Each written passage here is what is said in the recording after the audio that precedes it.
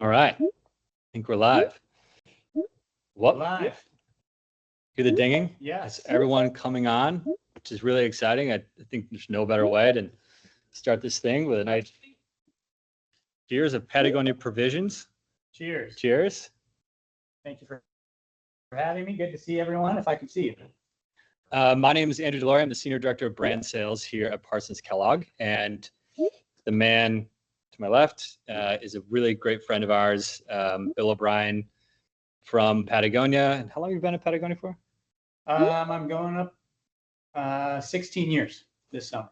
That's wild. So Bill lives in Reno, avid skier, golfer, outdoorsman, all the things you would think that someone working at Patagonia would do. Yeah. So a few things before we kind of get into the meat and potatoes of what we'll talk about today. There is a Q&A feature here. So if anyone has any questions, we do have some representatives that are happy to answer any of those questions you guys have. Stick around to the end of the webinar. We have some giveaways, obviously, and you know, we'll talk about more about how to redeem the Cube 3L that we had in the invitation, which is really exciting. But we're also going to give away a few other things that I'm not going to spoil right now, but we'll get into it if you stay till the end. We will have someone from Parsons Kellogg reach out to you at the end of the webinar, again, to kind of get all your information. If you have any questions after the webinar about Patagonia, you know, we'll be happy to answer any of those questions. So kind of without further ado, we can kind of get into a conversation. You know, we could easily sit here for 15 minutes and talk about product, but I think it's far more interesting to talk about like the history of Patagonia and, you know, initiatives that you guys are standing for right now. And I think one of the big things that, you know, we want to talk about is, you know, the product, the purpose, and then the impact. And I know that's a big deal for you guys. Yeah. Yeah, no, I mean, I would love to talk about all the dinging coming from your laptop right now. That's a lot of people. A lot of people like Patagonia. So, but yeah, no, to your point, Patagonia is a product-driven brand. Everything comes off of the product we build. So that's priority number one, and that's the foundation of everything we do. And our goal is to build the highest quality products you can, built with a purpose, ideally with multifunctionality as well. And then, you know, from there, how it's made. So not only is it the highest quality product that is made, but how we're making it is of the highest quality. And then, yeah, like you said, the impact that comes off of it is the last piece that, you know, we're probably most well known for. Yeah, I think for a lot of people out there, I mean, everyone loves Patagonia. You think of Patagonia as, you know, anyone wearing Patagonia is, you know, adventurous, and there's a thirst for life, and they wear it for a certain reason. And I think it's kind of going into, you know, the more so, like you said, the impact and the purpose of producing Patagonia product. What's really interesting is you do have a lot of these brands now that talk about sustainability. And like, I've been in clothing now for 14 or 15 years, and at two past brands, you know, we talked about sustainability, and I never knew what that meant. Did it mean, you know, changing from plastic, you know, packaging to sustainable paper packaging? But like, how much does that really reduce your footprint? So I never quite understood what it stood for. From a consumer perspective, I don't know even what it really meant to them unless the message was getting out that you're really making an impact, Sure. Which I know you guys do. And I'd love to kind of hear more about what you guys are doing there. Sure. Well, I would actually, you know, sustainability isn't a word we really use at Patagonia. I think if you were to ask Yvon Chouinard, who's the founder of the company, about sustainability, he'd tell you there's no such thing when you're making clothing as sustainability. So we prefer to lean into, you know, responsibility. How can we be the most responsible company building clothing? Because everything has an impact, right? No matter what you're doing. And so sourcing of materials, manufacturing, distribution, and yes, we're working on the back end piece of taking care of your gear with you for the lifetime of it through repairability. And then ultimately, if you need help reselling it, we can do that through our Wornwear program. But trying to be the most responsible company versus sustainable. So yeah, we actually don't really get into the sustainability thing as much as people think. We just try and be as responsible as possible. Yeah, and that kind of goes into even for our relationship with Parts Keller with Patagonia. It's been going for 10 plus years. And obviously what we do is, we're very fortunate enough to be one of the very few representatives of Patagonia within the corporate marketplace. Obviously a lot of, people buying Patagonia in our space want to put their logo on it. Mm-hmm. And we always here, our sales team is always top of mind to be as responsible with the branding as possible.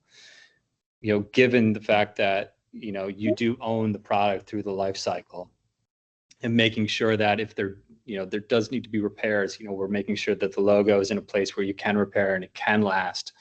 But that's something, a lot of other brands we work with, that's not something we really talk about, but, we're so hyper focused on that with you guys.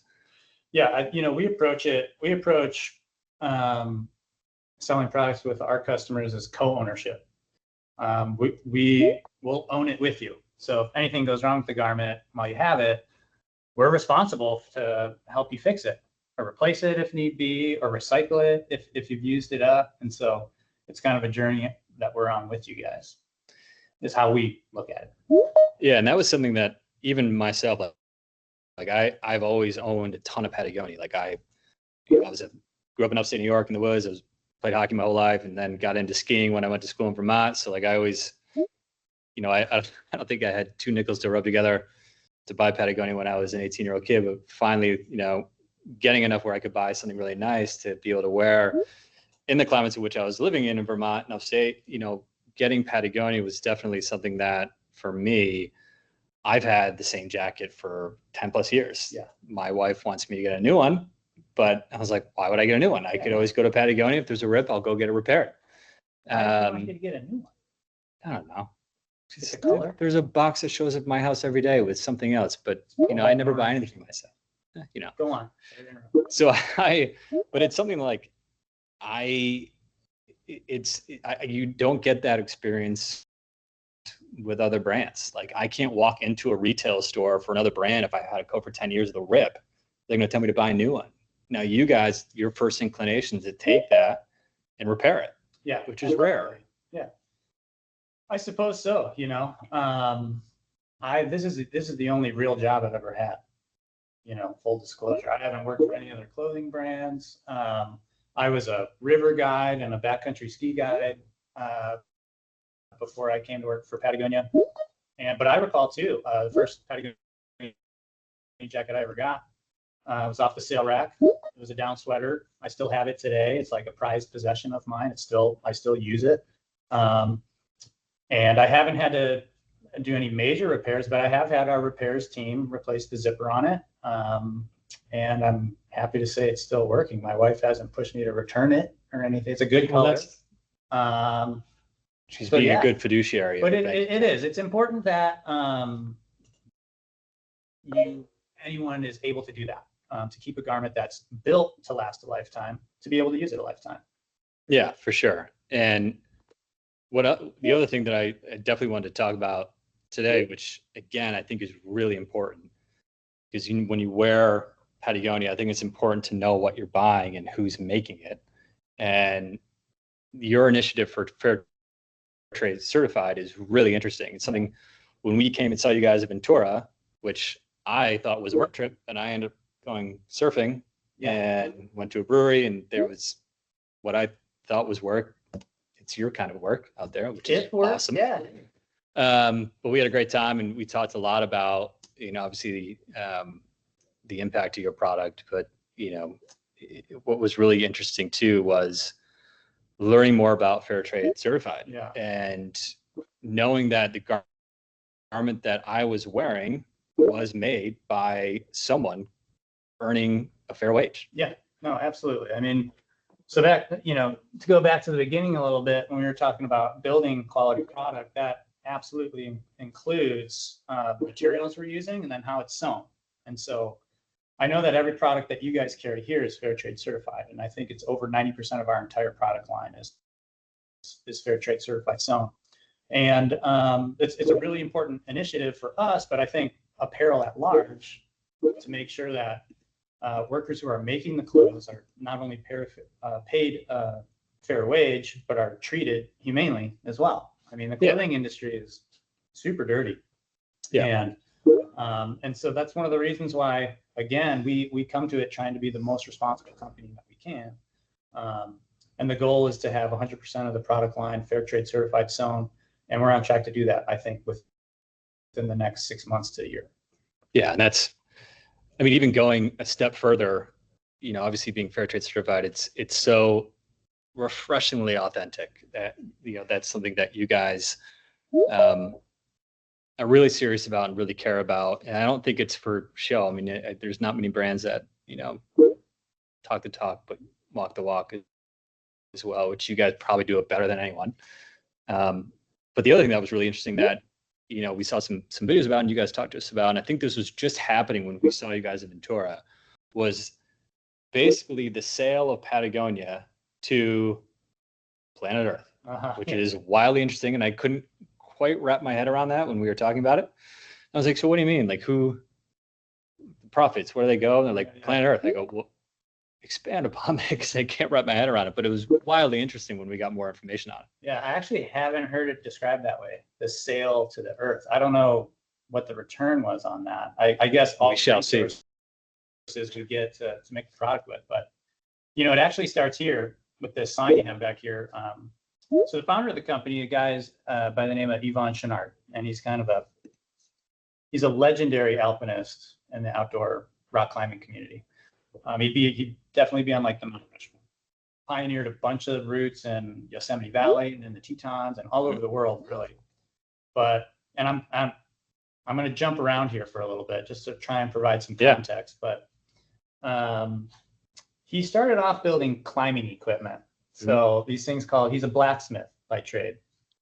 And so he started making climbing equipment, these little things, they're called pitons.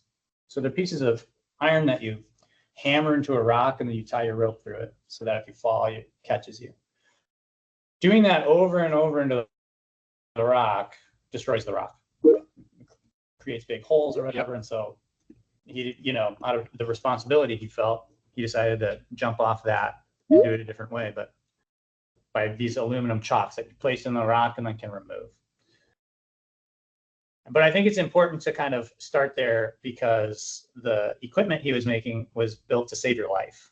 So the principles of industrial design, he then applied to clothing when he started getting into clothing. And so our mission statement for the longest time was build the best product, cause no necessary harm, and use the business to implement solutions to the environmental crisis. And so a couple of years ago, he changed it. He was like, you know, we need to change the company. We need to evolve. And I just want a really simple mission statement for the company. And so he changed it to, we're in business to save our home planet. Pretty straightforward. So it's kind of the foundation of every decision, topic of conversation we make internally at Patagonia is, how does it all tie back to this? That's what we're doing.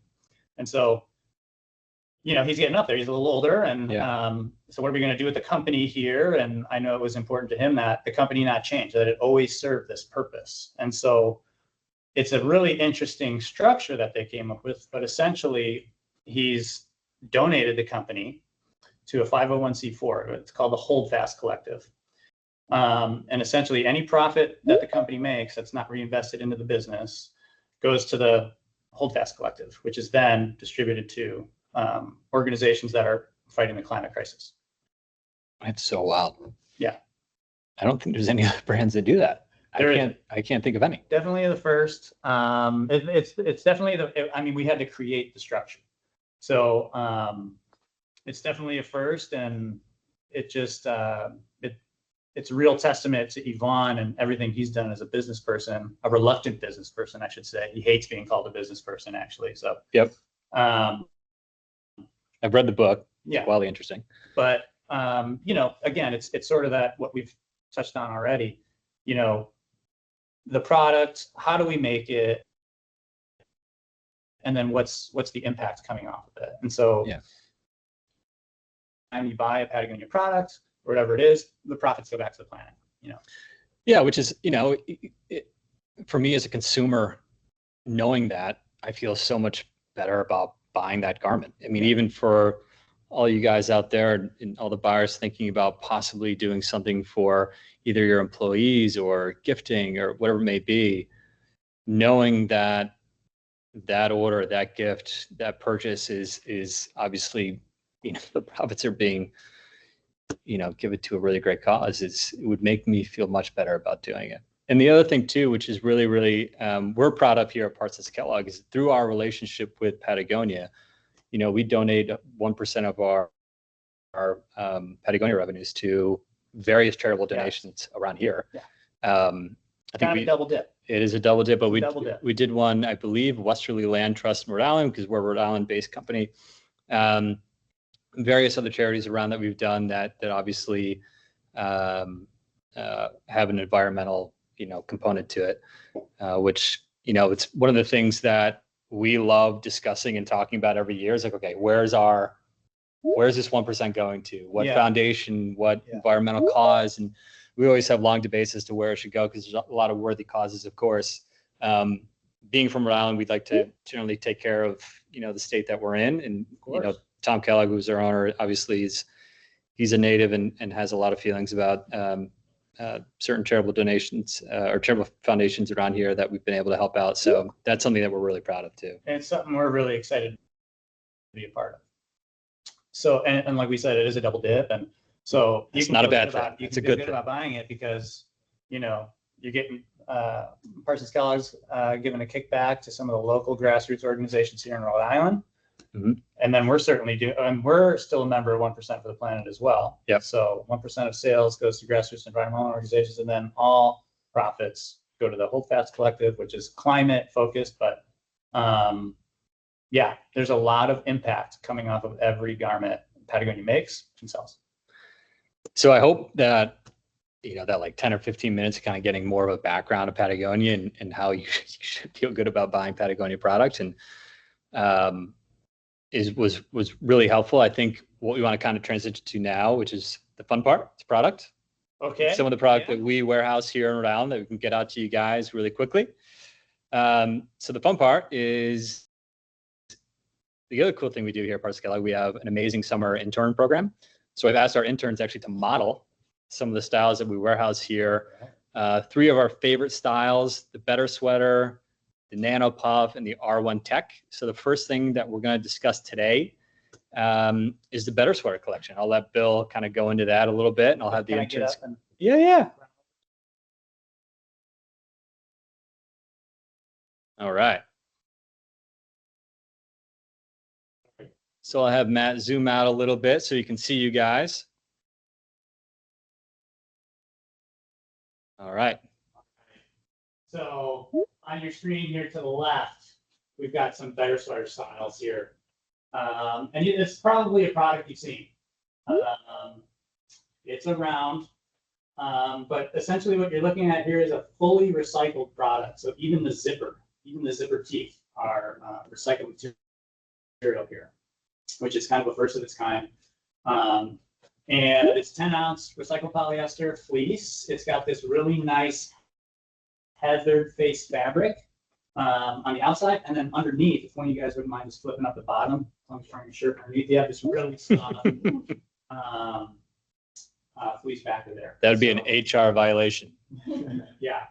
Again, versatility, functionality here, multifunctionality that is. I mean, this is a nice looking piece that you can have in the office, underneath your shell on the ski hill. That's kind of the intent of the design. It's going to dry fast. Fabulous product. Highly recommend it.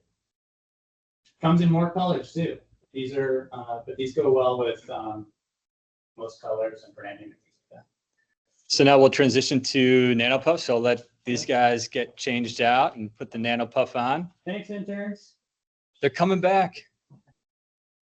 Not going anywhere.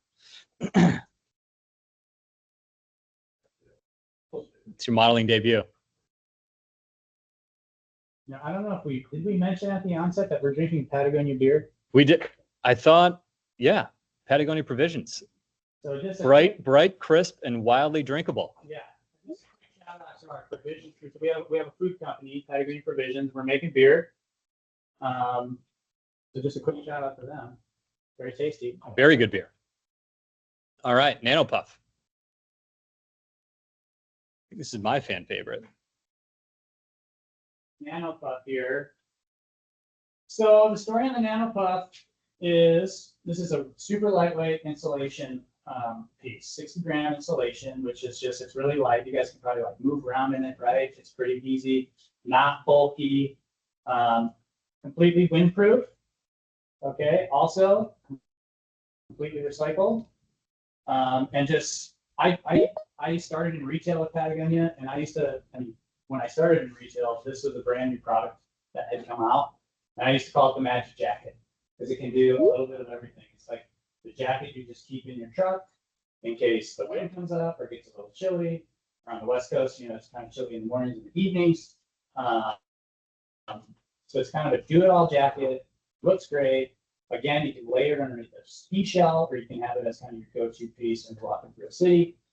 Packs into its own pocket, super packable.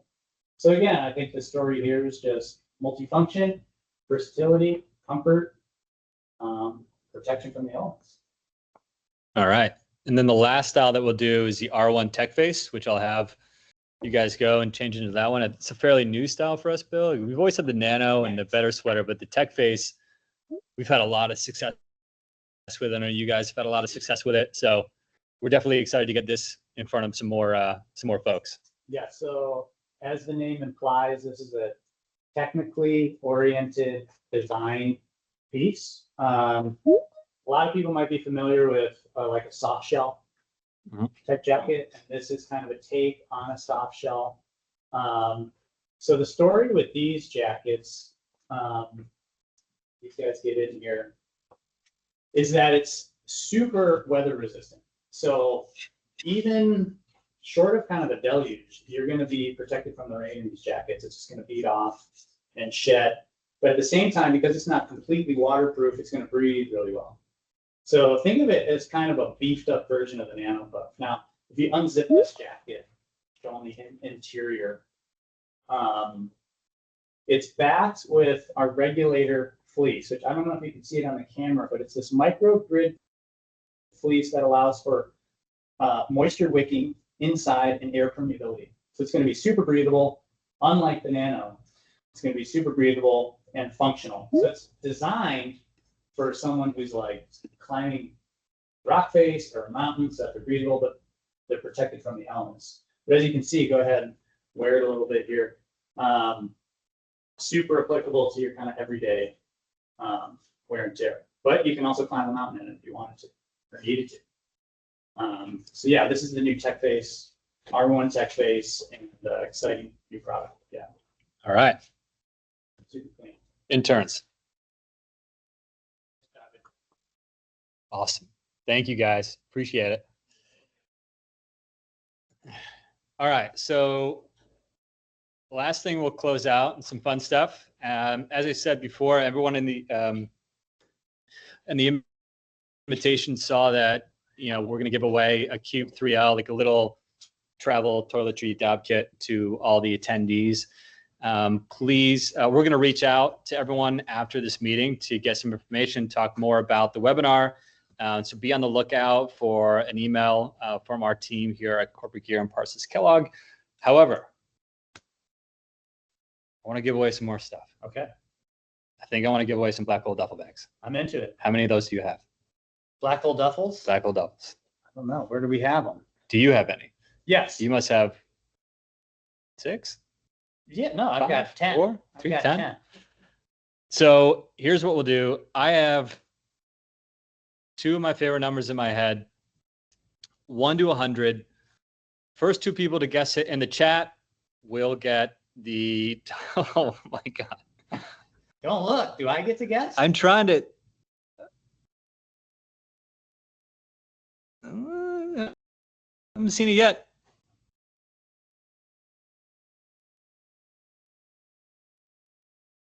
Wow, Fast and Furious here. A tough one, dude. It's a tough one, but there are enough people here that they will get it. Come on. I can't believe no one has gotten this yet. There's been so many numbers here. Maybe you need to give them like a range Or did Well, you- I said 1 to 100. Okay. 1 to 100. Yeah, it's a good range. I'm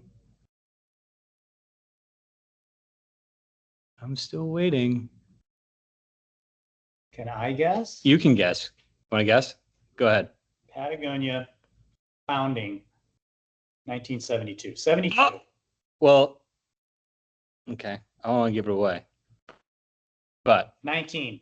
19 is the number one of the numbers. Oh, 19. Someone just said 19. Who did it? Someone did it first. The numbers are going so fast, but 19 is the person. So we'll go through the chat, and whoever said 19 first, you're in. And then there's one more. I'm just waiting for someone to get it. There it is. The next one. 24. All right. So we'll identify the people who said 19 and 24. We'll reach out to you guys in the chat. I really appreciate it. However, one last one that I'll give away, and everyone be kind. I've had gray hair since I was 12, but how old do you think I am? First person to guess it here will get another black hole duffel. I see 55 and 99. I'm not 55. Yeah, older than he looks. I am. I am. I'm kidding. Be nice. I'm kidding. I see a lot of 38s. They're close. 39. Boom. All right. We saw it.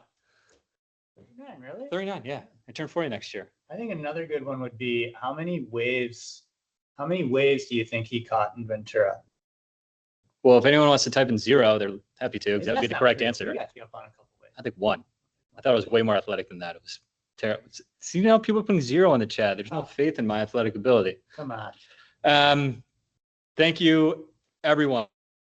That was really fantastic. Again, for 19, 24, and 39, we'll go through the chat and make sure we get it right. But very much appreciate everyone joining. There'll be a representative from Corporate Gear and Parsons Kellogg to reach out to make sure that everyone who joined gets their gift and answers any questions that they may have about the webinar, about Patagonia. Again, we're very fortunate to have the partnership with you guys. Yeah, Bill's the likewise. man. I'm about to go spend the weekend with Bill playing some golf and having a good time. So that's going to be a lot of fun. Have not submitted time off for that yet, but hopefully. Uh-oh. That's not going to matter. No. We'll figure it out. Anyways, thank you again, everyone. I appreciate it, and hope to see you soon. Thanks, everybody. Cheers. Cheers. Cheers.